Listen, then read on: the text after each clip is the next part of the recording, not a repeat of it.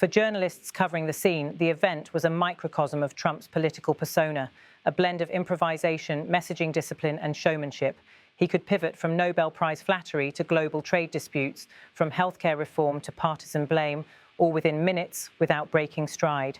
Each remark fed a different audience: allies abroad, voters at home, and an ever-watchful media ecosystem that thrives on unpredictability.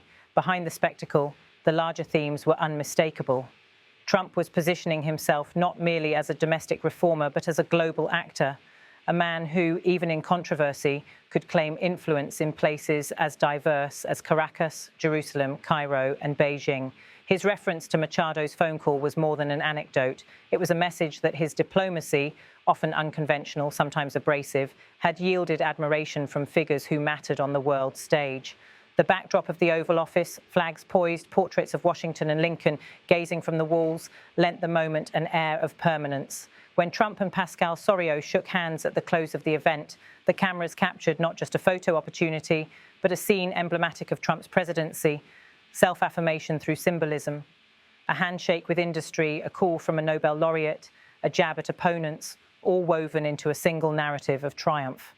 Outside, Washington buzzed with interpretation. Analysts parsed the implications of Trump's remarks on China. Others debated whether his Nobel anecdote was literal or rhetorical. Political talk shows replayed the quote, "She said, you really deserved it," dissecting whether Machado's words were a courtesy or a sincere endorsement. Yet the White House offered no clarification. For Trump, ambiguity was leverage. It kept his story alive across news cycles. By evening, the footage was on every major network. The visual of Trump standing beside the AstraZeneca chief projected an image of confidence and productivity. Supporters celebrated his push for global low drug prices as proof of his negotiation prowess. Critics pointed to his Nobel remarks as self-congratulatory and opportunistic. But in the end, the president had achieved what he often sought most: control of the conversation. The day's message, wrapped in humor and controversy, was unmistakable.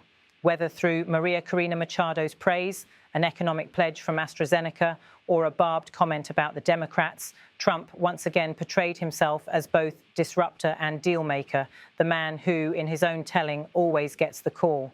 As the press corps packed up their equipment, one correspondent was overheard saying quietly, "He didn't need to win the Nobel. He just had to make sure everyone talked about it, and in Washington, that alone was victory enough."